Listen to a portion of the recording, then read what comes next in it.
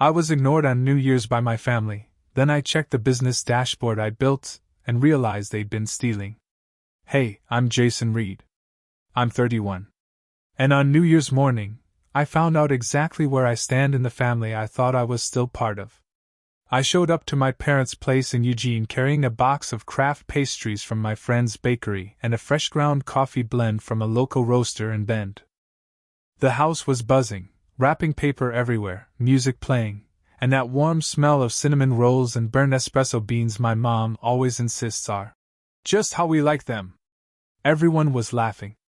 My dad was showing off a high-end fire pit he'd unwrapped. My brother Cole had a pile of ski gear in front of him, and his wife was already Instagramming her new smartwatch. My little niece Mia was bouncing around with some talking robot toy that sounded like a caffeinated GPS. I smiled, kicked my boots off, and dropped the pastry box on the kitchen counter. Then I sat. I waited. 5 minutes. 10. 15. No one handed me a gift. No one even looked my way except to scoot around me for more coffee. Finally, I half-joked. Did I miss my name in the gift lineup? My mom paused, turned to me with that face she used when I came home late in high school, and said flatly, "Why would we spend money on you anymore? You moved away. You made your choice." Cole chuckled without looking up. At least now he gets it. I didn't yell. I didn't cry. I picked up the box of untouched pastries, slid the coffee toward them, and said, "You'll need this more than I will." Then I walked out into the gray January air, got in my beat-up Subaru, and drove back north. By the time the sun went down that day, I was back in my apartment in Corvallis, staring at the finance dashboard I'd built from scratch, the one tracking every dollar that moved through the family business. That dashboard showed me something that made the rejection sting a little less, and my next move painfully clear. You want to know how the disappointment son ended up holding all the power? Stick with me. It started 5 years ago, when I was 26, broke, and apparently the only person in the Reed family who could read a balance sheet. Back when I was 26, I'd just landed a contract job doing back-end systems for a mid-sized agtech firm in Corvallis. I wasn't exactly rolling in money, but it was the first time I didn't have to ration groceries by calories per dollar. Around that same time, Reed Grounds, the landscaping company my grandfather had started in the 70s, was circling the drain. Quietly. My dad, Alan Reed, had been running the business for decades.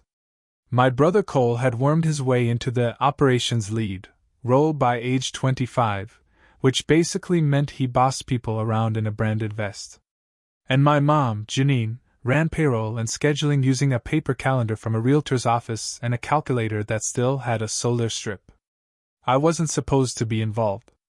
I had moved on, as they like to say. I'd moved to Corvallis. I'd learned to code. I didn't get how small businesses worked. Until one night my mom called. Her voice was shaky, trying to sound casual, but I could tell she was rattled. She asked if I could take a look at their QuickBooks file. Said they were having some issues reconciling payments. I said sure. They emailed over an export, and I opened it on my second monitor while waiting for code to compile. I stared at it for 10 seconds before my stomach dropped. Invoices unpaid for 90 days. Duplicate entries. Unlogged expenses. Checks that had cleared without ever being entered. No automated backups. It was like watching someone try to balance a checkbook while blindfolded, underwater, and actively being mugged. The worst part? Their largest commercial contract, an industrial park they'd serviced for years, was 2 months away from canceling due to missed work orders and late reports. I called my mom. Told her I'd drive down. We sat around the kitchen table with piles of receipts and a dying laptop from 2012, and I laid out my offer. I would use my savings to clear the company's most urgent debts. In exchange, I wanted 51% ownership and full control over the financial systems. Not the day-to-day. Just the books. The data. My dad refused at first. "You're not even in the business," he said, like that was a reason. My mom was quiet. But Cole, he was the wild card. He smirked and said, "Let him do the nerd stuff. If it tanks, we can always blame him." And just like that, they all signed. By the next week, I'd installed cloud-based accounting, GPS check-ins for every crew, and a real payroll system. No more guessing who worked what hours or scribbling fuel receipts in the margins of catalogs. Every dollar went on the record. Things stabilized. Slowly. Quietly. Clients stayed. Vendors got paid. But inside the family? Nothing really changed. They still saw me as the odd one out. The fluke. The code monkey who got lucky. The guy who didn't really belong. But I had the keys now. And 5 years later, that same system would show me something that made the pastry box on New Year's feel like a mosquito bite compared to the betrayal waiting underneath. New Year's night, 2026. I was back in my apartment, still in the same hoodie I'd worn all day, scrolling through my custom dashboard like I was watching a slow-motion train wreck only I could see. I'd built the Reed Grounds dashboard to be idiot-proof, automated reconciliation, real-time expense tracking, and visual flags if cash deposits didn't match recorded sales. And that night, one of those little flags blinked red. I clicked. Then zoomed out. The last 18 months, something was wrong. Gross revenue was solid, better than I expected. But the actual deposits to the business bank account were lower. Not just a few dollars. Lower. Thousands missing each month. And the cash entries? Off by a mile. It looked like someone was slowly bleeding the business dry, in amounts small enough to fly under the radar, but not mine. I cross-checked everything. Patterns emerged. The weekly bonus envelopes Cole handed out weren't logged. Fuel receipts duplicated, then submitted as reimbursement. Equipment purchases that didn't match anything we ever received. And worst of all, a separate PayPal account, created under the company name but connected to an email I didn't recognize. I dug deeper. It was Cole's. He'd been funneling smaller client payments, ones that paid in cash or through Zelle, into a side account for over a year. I could see the trail, invoice marked. Paid. No corresponding deposit in the main books, matching entry in PayPal. He wasn't skimming. He was straight up embezzling. And my dad? He wasn't clean either.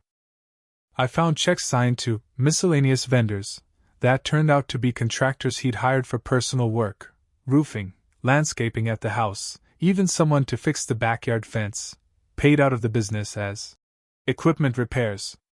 That was when I understood why I'd gotten nothing on New Year's. Not a card. Not a mug. Not a single stupid Amazon gift card. Because they knew. They'd been using the system I built to commit fraud, betting I'd never look closely, betting I'd stay quiet, or better yet, never show up again. I stared at the screen. My hands were shaking, not from anger, yet, but from the realization, if the IRS ever audited this, I would be on the hook. My name was on the ownership docs. My system. My code. My tax ID. I could have called them right then. Confronted them. Demanded an explanation. But I didn't. Instead, I spent the next 12 hours building a report. Every invoice. Every transaction. Every missing dollar. I exported it to a USB drive. Printed a 30-page summary. Slipped it all into a plain brown box. The next morning, January 2nd, I called a courier. By 2 p.m., that box was sitting on my parents' porch in Eugene, waiting to detonate. I didn't include a note. No letter. No warning. Just the USB drive, the printouts, and a single post-it on top of the stack that said, "You know what this is. Jr." Back in Corvallis, I watched the Reed Grounds dashboard in real time, same as always. No changes. Not yet. But I knew the moment that box got opened, something would break. The silence. And I was right. At 3:42 p.m., my phone buzzed. A text from my mom. "Jason. What is this?" 30 seconds later. "We need to talk." Now. I ignored both. At 3:51, my brother called. I let it ring, then muted the number. 406, voicemail from my dad. Short. Shaky. Just, call me back, son. I didn't. Instead, I walked to the fridge, grabbed a beer, and sat down in front of my screen while the emails started pouring in from our shared business account. Automated pings triggered when new logins happened from unusual devices. Meaning, they'd opened the USB. They'd read enough to panic. And now they were scrambling. That night I barely slept. Not because I was anxious, but because I was finally still. Still in a way I hadn't felt since the day I signed those ownership papers. The next afternoon, Cole showed up at my apartment. He must have driven up straight from Eugene, because his truck was still crusted with salt and pine needles like he'd peeled out of their gravel driveway without thinking twice. He didn't knock right away. Just stood outside, pacing. Hoodie on. Jaw clenched. Finally, a soft thud on the door. I watched him through the peephole for a full minute. Then opened it. He grinned like nothing was wrong. "Jay," he said, all friendly. "Man, can we talk?" I stepped aside. He walked in like it was a social call. "Nice place," he muttered, eyeing my monitors. "Looks like tech pays off, huh?" I didn't respond. He exhaled, flopped onto my couch, and finally dropped the act. "Okay, so, yeah, we saw your little package." My eyebrow twitched. "Little? I mean, impressive. But bro, come on. Was this really necessary?" I leaned against the counter, arms crossed. "You've been stealing," I said. Flat. No heat. Just truth. He actually laughed. "Jason. It's not stealing. It's managing. You think Dad didn't know? You think Mom hasn't skimmed here and there for years? Doesn't make it legal," I said. "Or smart. And my name's on everything." He waved that off. "No one's coming after you. I mean, come on. This is family." That word, family, like a punchline to a bad joke. I pushed off the counter and walked toward the door. "You've got two choices," I said. "We call an emergency meeting, clean the books, file amended returns, and hope the penalties don't bury us. Or I hand this straight to the IRS." He stared at me like I just offered to set the house on fire. "You'd really do that?" he whispered. "To your own parents?" "No," I said. "I'd do it for myself." And I closed the door behind him. 3 days later, the emergency meeting happened, but not the kind I hoped for. It wasn't in a lawyer's office. Not with an accountant or mediator present. No, of course not. My parents insisted we do it their way. In their living room. Like it was Thanksgiving and we were just passing mashed potatoes instead of accusations. I drove down from Corvallis with the printed reports in a manila folder on my passenger seat, gripping the steering wheel hard enough to make my knuckles ache. When I pulled up to the house, Cole's truck was already there. My mom's car, too. Lights on in the front room. Shadows moving.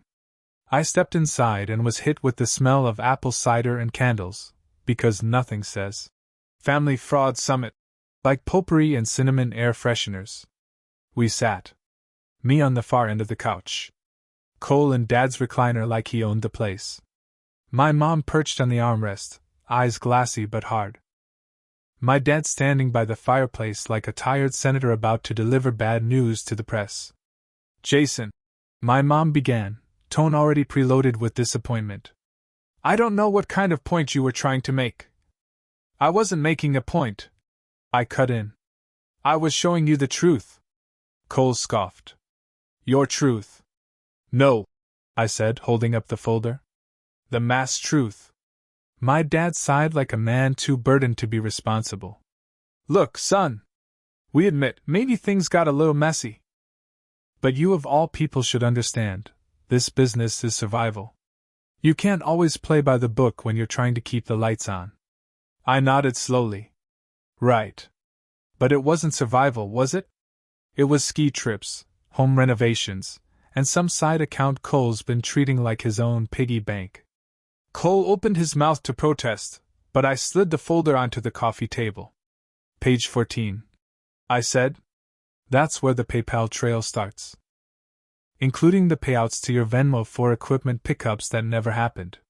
He didn't flip it open. He just leaned back and said, "Okay. So what now? You want us to beg? You want us to kiss your feet for saving the company 5 years ago?" My mom jumped in.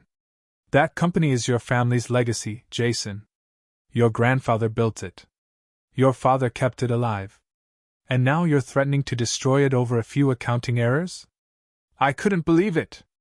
Still, after everything. They thought I was bluffing. So I told them the truth. "I already submitted a preliminary report," I said, "to the IRS. Through the whistleblower office." Dead silence. "You what?"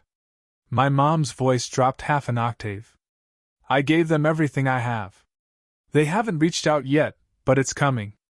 And when they do, I'll cooperate fully. Because unlike the rest of you, I'm not going to prison over stolen mulch and fake receipts." Cole stood up fast, like he was about to swing. My dad grabbed his arm. My mom just stared at me like she was seeing me for the first time, and didn't like what she saw. "You would burn your own family down?" she said, trembling. I stood too. "No," I said. "You already lit the match. I just refused to stand in the fire." Then I walked out. Again. Only this time, I didn't feel small. The audit notice hit exactly 12 days later. I didn't hear it from my parents.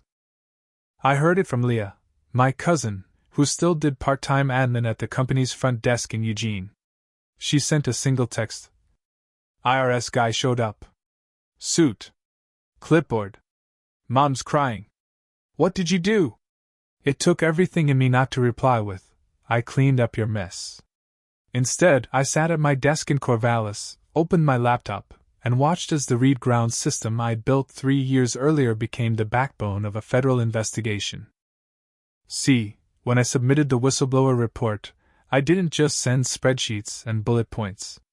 I sent annotated records, logins, IP addresses, timestamps, flag summaries, and backup logs. I showed intent. Repeated behavior. Consistency. A trail so clean it could have hosted its own TED Talk. The IRS didn't come with pitchforks. They came with questions. First to the business office. Then to the bank. Then, eventually, to me. When the agent called, he was polite. Professional. Confirmed my identity, my ownership stake, and my role in building the internal accounting tools. Then asked if I'd be willing to walk him through how it all worked. "I can do better," I said. "I can show you." We set a time for a secure video call. I put on my nicest flannel shirt and tidied the background of my home office just enough to not look like a dude who lives mostly on coffee and keyboard crumbs. Then I shared my screen. For the next hour, I gave a guided tour of the system, real-time syncing from point-of-sale apps, GPS check-in logs from landscaping trucks, daily financial summaries, cash discrepancy alerts, and the built-in audit trail that tracked every modification, who made it, and when. The agent asked good questions. Not hostile, just sharp. Focused. Then came the heavier part. "Have you ever been asked to alter or delete data?" he asked. "No," I said. "But I was asked not to look too closely." He nodded. "Did you ever witness attempts to conceal cash income?" I paused, then clicked to a file named underreported_cash_2024. Excelsex. "I witnessed this," I said. The spreadsheet loaded. I watched him read, watched his eyebrows rise. He didn't say much after that. Just thanked me for my time, let me know they'd be in touch, and signed off. That same night I got a call from my dad. I let it go to voicemail. He didn't yell. Didn't cry. Just sounded tired. "You really did it," he said. "They're tearing us apart. Over this. Over you." Then the message ended. I stared at the blank screen for a long time after that. Because what he said? It wasn't true. I didn't tear the family apart. They did. I just stopped taping it back together. Spring turned into summer, and the fallout spread like ivy through every corner of their lives. It started with the vendors. Rumors move fast in small towns. Once word got around that Reed Grounds was under audit, longtime suppliers started tightening their terms. No more net 30 grace periods. No more verbal agreements. Everything up front, in writing and full freight. Next came the employees. A few crew leads quit outright. One of them posted on Facebook about fishy stuff at the top. Another joined a competitor and took half the Saturday contracts with him. The younger guys stuck around, but morale tanked. My cousin Leah left too. Not because she blamed me, because she knew staying would be like holding onto a grenade with the pin halfway out. But the worst blow wasn't financial. It was personal. Cole's marriage cracked wide open. Turns out his wife had no idea about the side account. When she found out, right after the PayPal logs became part of the audit, she packed up the kids and moved in with her sister in Salem. I didn't celebrate that. I wouldn't. But I'd be lying if I said I didn't feel some twisted sense of symmetry. Meanwhile, my mom stopped going into the office. My dad tried to hold things together, leaning on charm and pity, but the weight of it showed. I saw a photo on the news site of him standing outside one of our trucks, trying to smile for a piece about local business under review. He looked older than I'd ever seen him. Like he'd shrunk into someone else's coat. Then came the official IRS findings. Civil penalties. Back taxes. Interest. All spelled out in a 17-page letter. It landed on my parents' porch in a thick envelope the size of a short novel. Leah sent me a photo, just the edge of the envelope next to her coffee cup, captioned, "This is it, isn't it?" Yeah. It was. The numbers weren't just bad. They were impossible. Reed Grounds owed more than $180,000 in unpaid taxes and penalties. They didn't have it. Not even close. The bank froze the business account within a week. Loan restructuring talks fell apart. The last contractor standing quit after a check bounced. And just like that, the company my grandfather built folded like wet cardboard. They listed the trucks first. Then the office building.